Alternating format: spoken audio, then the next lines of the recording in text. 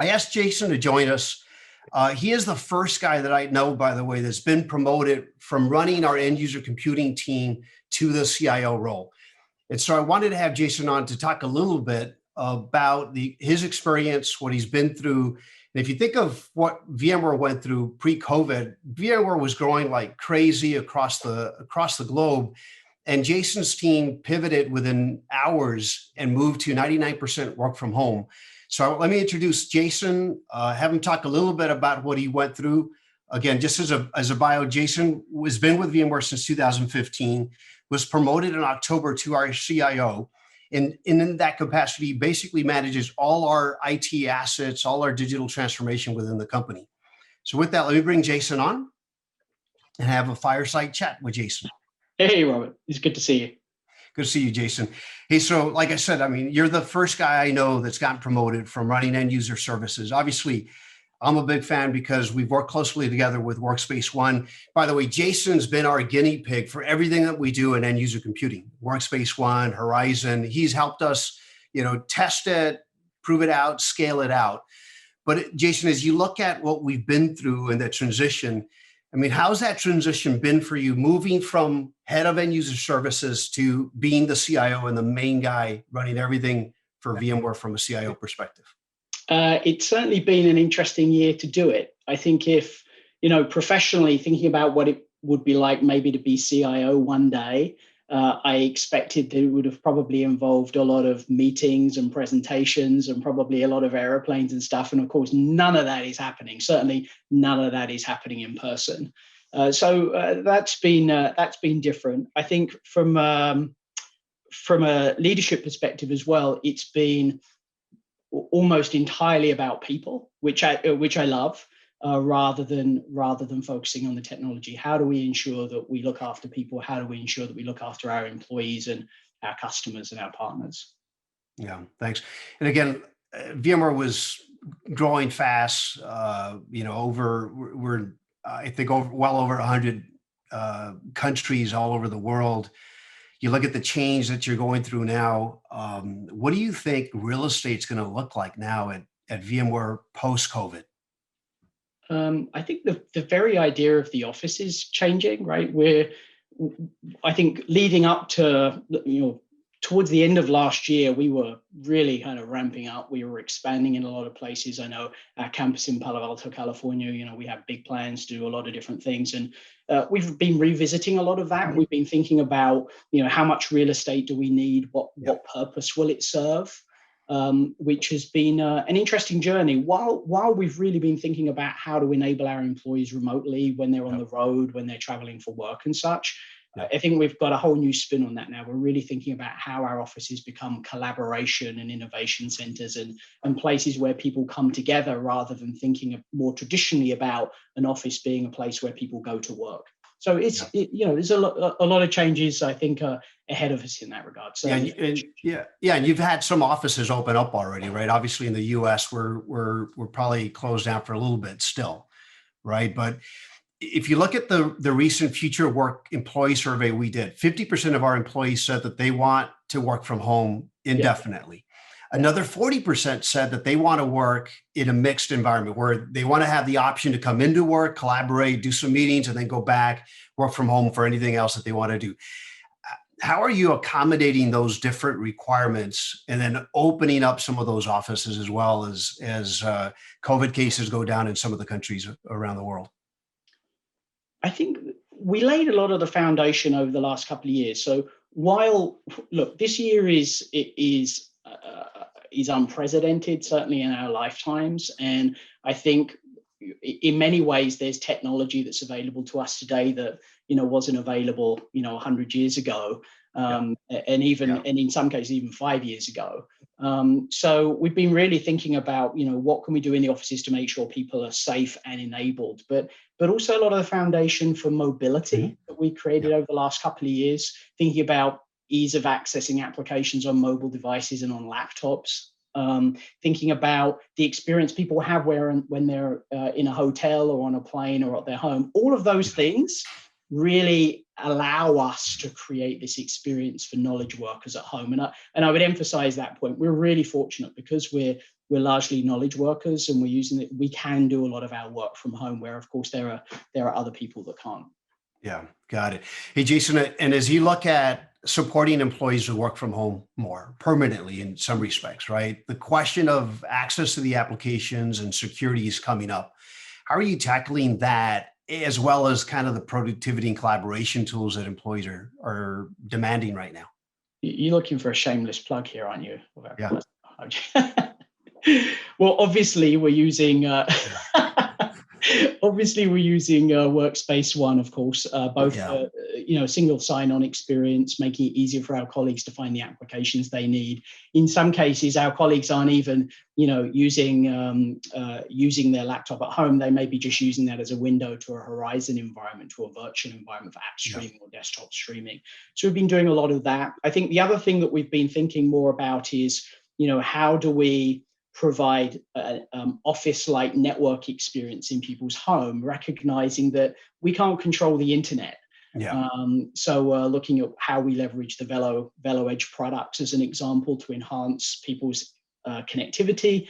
If people are fortunate enough to have more than one ISP, making that service redundant. So if you're doing an event like today, as an example, you want to make sure that you have a stable connection. So I have a Velo device, and I'm fortunate to have, 2 ISPs at home to do that.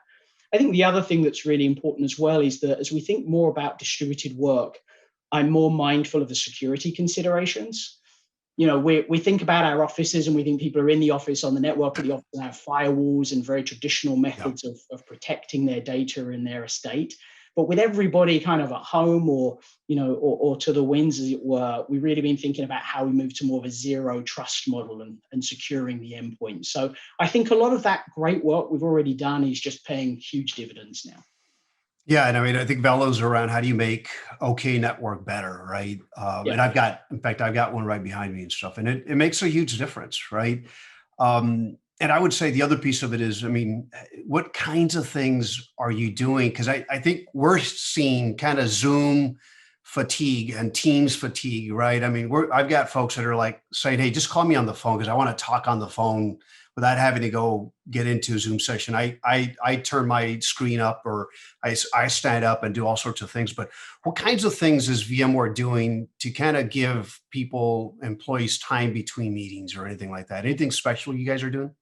So I think the term you were looking for was Zoom, but is is the right term, right? So I'm standing up right now because I'm sick and tired of sitting down.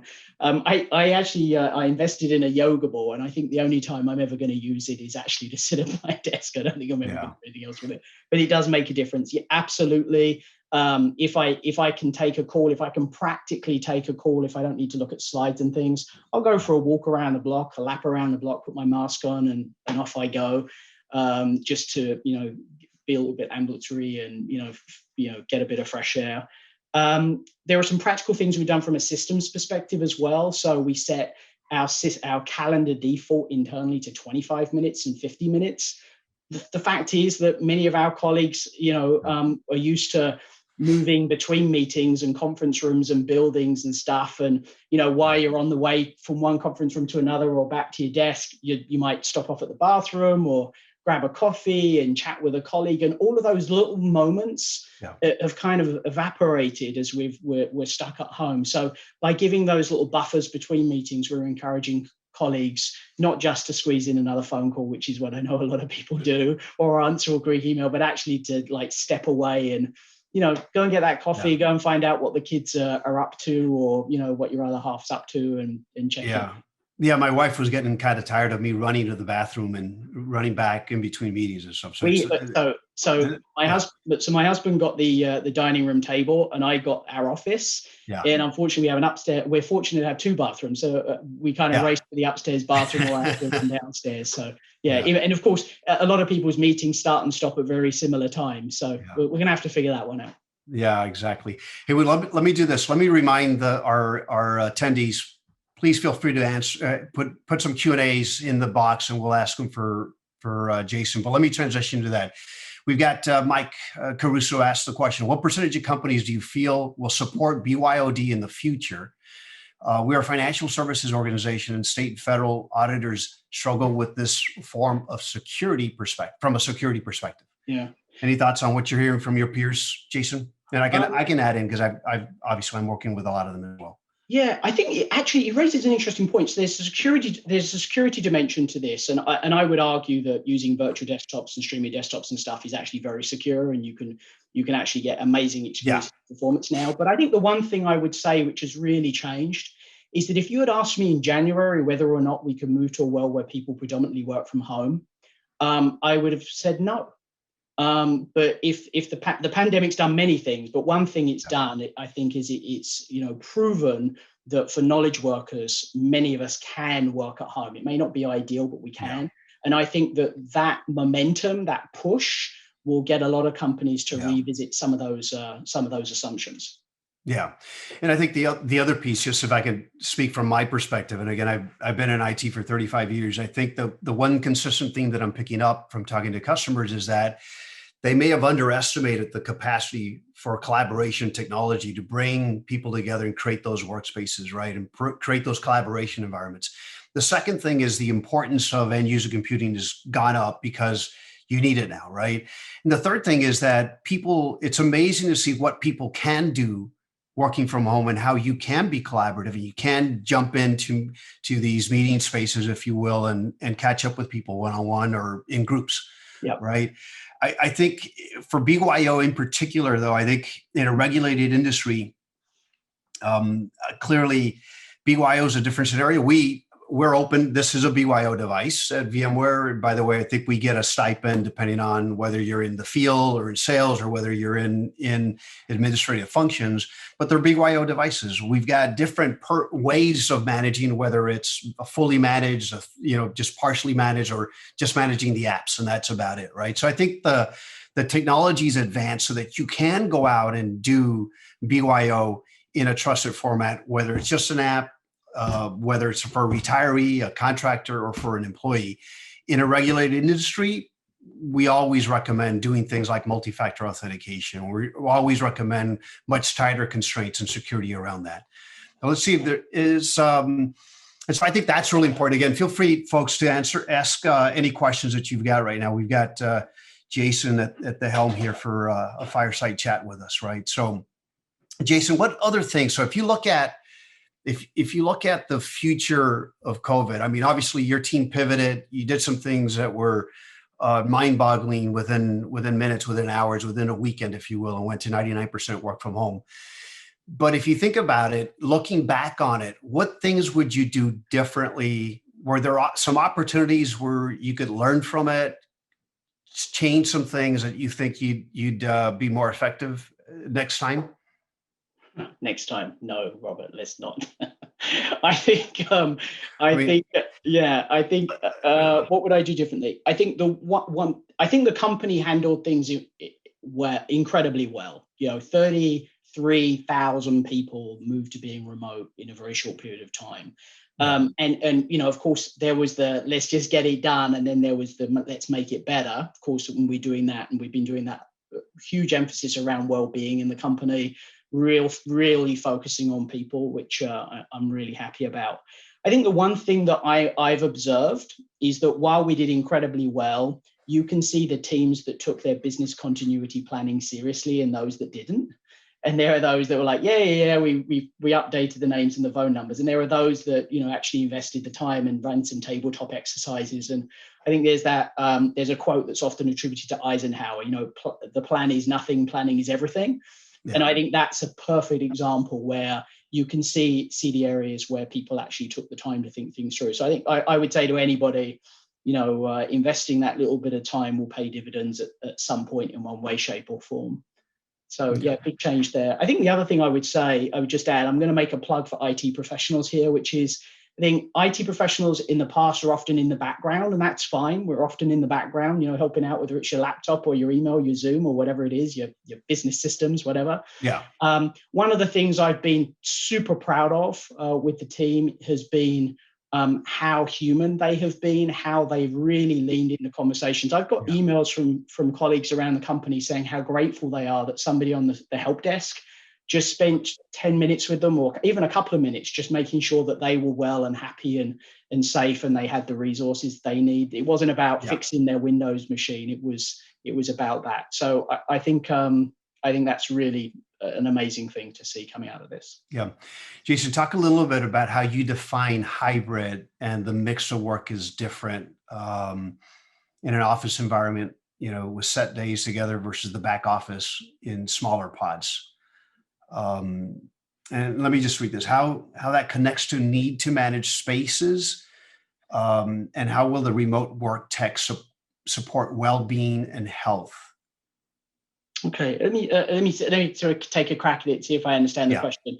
So there's definitely going to be a hybrid mix around how people work. I think that we're going to see some people's roles can absolutely be remote or distributed, and I think that's great because it's going to allow us to find new talent and retain people that maybe want to live somewhere else. Yeah. But I think there's also a lot of change that's going to happen around the technology. I think that conference rooms, as an example, were traditionally designed for remote people to kind of observe a meeting that they really couldn't fully participate. It's always a bit different or difficult. I think we're going to see major changes around collaboration tool sets, really leveling the playing field so people that are distributed can participate just as equally as those people that may be in the office. I would argue that actually the people that are remote may actually even get a better experience. I think that's some of what we're seeing now. Jason, talk a little bit, because there's a question also on, are you toying with and exploring IoT solutions such as contact tracing applications, touchless point of sale, et cetera? This is not, and this is, by the way, feel free to talk about campus proximity that's tied to Workspace ONE, right? So I'll let you talk about the specific products, but I will say that absolutely is the answer to the question. Everything from making sure we know how many people are in the bathroom, which, you know what, that's important when you've got— It is now, yeah. How many people are in a conference room, super important. Thinking around desk reservations, thinking about space. So if you're thinking post-pandemic, and you're thinking about your real estate environment may shrink. So you want to make sure that people can book desks, book resources, and manage their resources that way. And that has both a physical space consideration to it as well as technology. So I absolutely expect VMware to not only use that stuff, but be enabling all of our customers.